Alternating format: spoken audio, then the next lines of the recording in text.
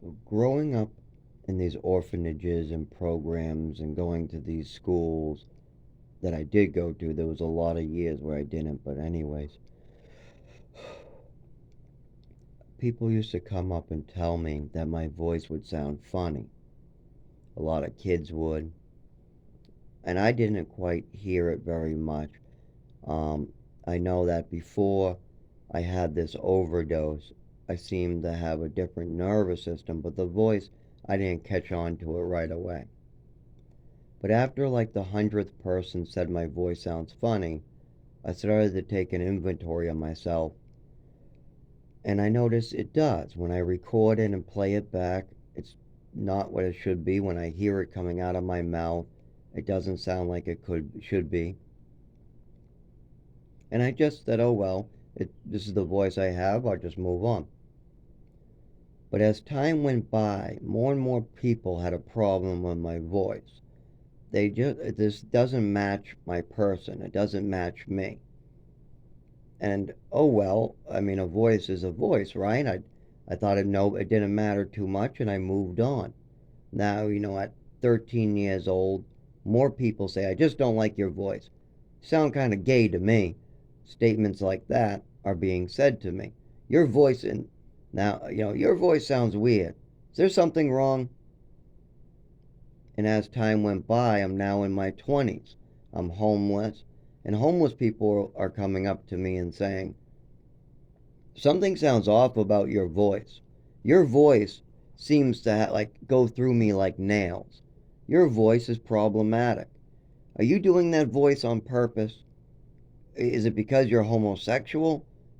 Um, so people continue to notice that my voice doesn't match me, as well as I notice it's not the voice I was born with, or doesn't match what I should be sounding like. It's a higher pitch than it should be.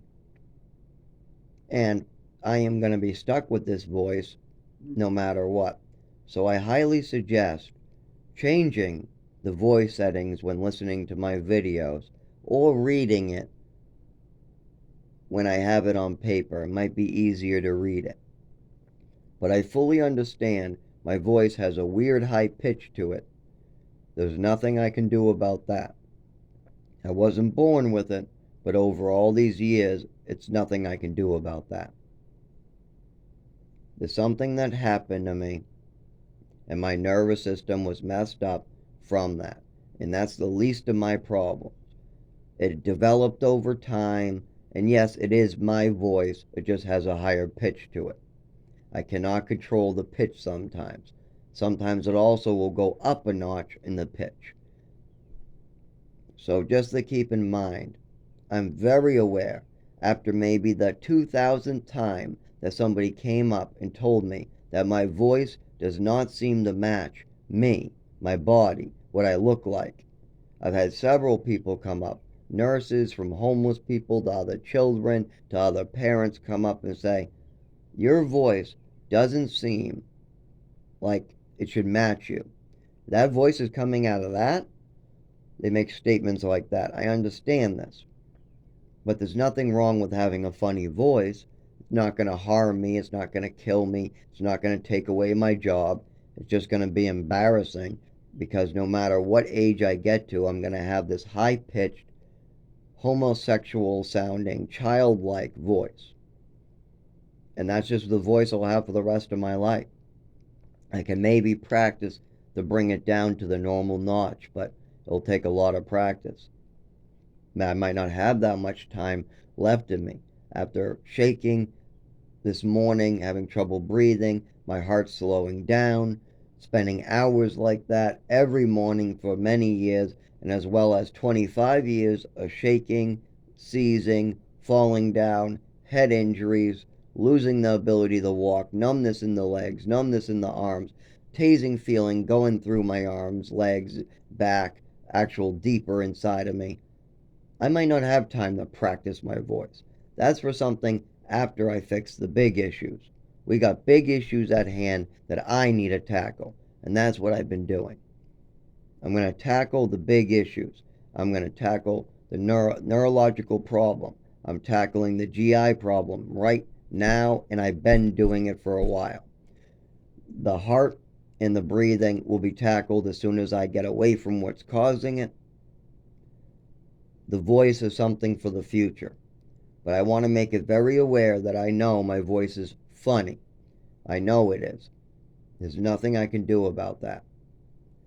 And honestly, I'm more worried about my neurological disorder, the shaking, trying to make money at work and falling down and hitting my head.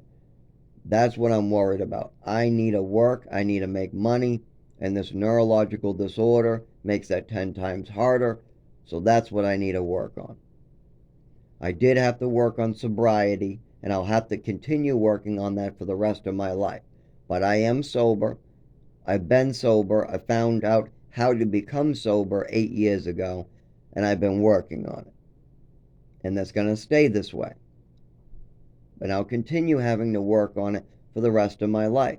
When I get an infection in my arm and I have an extreme pain going through my body and I lose the ability to talk and walk, and I know that a drink or a benzo or an opiate might be able to get me back up and moving, I have to let myself stay on the floor for those couple days. I cannot treat myself.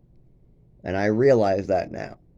If I have an infection in my mouth and I can't quite move, I can't get to work, I can't stand up to go to the bathroom, well, instead of trying to get drugs and fix it myself, I'll just have to piss myself, shit myself, and wait for the doctor or the ambulance to come, and then they can send me away and I can suffer some more. But if I gotta suffer to stay sober, that's what I'll do. And hopefully the doctors will eventually try to help me. Part of the problem is that they think this is a made up mental illness thing. But now they are starting to realize it's not, because I have better descriptions. In the last 4 years, they now are starting to realize that this is something bigger. Plus, there's multiple seizures, but they thought that was due to the drugs or alcohol because I was on drugs and alcohol, and I was leaving the hospital because I was homeless. But there was plenty of this going back all the way to 7 years old. It's just I'm the only one speaking up about it back then. I realize this now. So, how to move forward? We continue going to the neurologist. We continue to shake. We continue to have seizures on the side of the road. We wait for the doctors to try to treat me, get a diagnosis, treat me, and then move on with my life. And while this happens, I can no longer treat myself. If I have to go to work and I fall down on the side of the road, hit my head, and I wake up an hour later, I can't just continue trying to go to work. I can't continue to do any of this type of stuff. I have to call an ambulance, go to the hospital, and hope that they treat me. Now, there are a lot of problems with me getting proper medical care. That's thanks to my mother and father. Well, part of that is also my addiction, but that's a lesser part of it. The mental case, all this medication, and the fact that this was done by drugging me makes it harder. Also, nobody spoke up but me. I was the only one speaking up to the doctor about this. I was the only one speaking up. Nobody spoke up about a neurological disorder. Nobody made a big deal about me falling down during fireworks. Nobody made a big deal that my shins were getting cut up all the time because I can't feel my legs. Nobody made a big deal when I passed out. I couldn't breathe. I couldn't see. Actually, my breathing slowed down. I couldn't see. I couldn't move. My legs were completely numb. I couldn't do anything. I couldn't speak. And I passed out on a pile of newspapers because of it. I woke up shaky with this nervous system shooting lightning through my body for the rest of my life. And there was multiple events where I was drugged over and over, inconvenient timing when they wanted me to be quiet or shut up. I was given a bunch of pills and then I would go unconscious. This would happen over and over. This is the cause of this neurological condition. And now that I know why I use drugs, I don't use drugs anymore. But I'm going to continue suffering I'm going to continue having difficulty, and something may happen to me. Now that I'm sober, there's a very good chance that I may die. I could, if I'm having a shaky day and I'm trying to get to the pharmacy to pick up meds. Normally, 8 years ago, I would drink. I would go get a beer, and it would be in my fridge. I would shake it, the beer would be shaking in my hand, but I would get it down, and then I would try to go, and I would have better luck. Before that, I would take a Vicodin, and then try to go, and I would have better luck. I could keep on going, but I think you get the idea. Nowadays, I do nothing. I just shake, fall, and hit my head. I just try to push through it, I get hurt, and then I try to push through it, I get hurt. I try to push through it, I get hurt, I go to the doctor. Then I push through it, I get hurt, and I go to the doctor. And then I push through it, get hurt, push through it, get hurt, push through it, get hurt, then I go to the doctor. And that's not working for me that well, but it's the only option I have other than treating myself. What I've said many times, I'm not going back to doing. I am not going to treat myself when I know what works. I know what can help me. I know what works. But it will only work temporarily. I'm just kicking the can down the road for another day. Yeah, I could drink. Yeah, I could take benzos. Yeah, I could take a painkiller. And the painkillers only partly work. They don't work that good, but they work a little. I could do these things, but then I'm just kicking the can for tomorrow for it to be even worse. What I need is a diagnosis and treatment for a neurological condition that has to do with my nervous system. The numbness in my legs, the numbness in my arms, the shakes, the lack of mobility, the lack of coordination. That's what I need help with.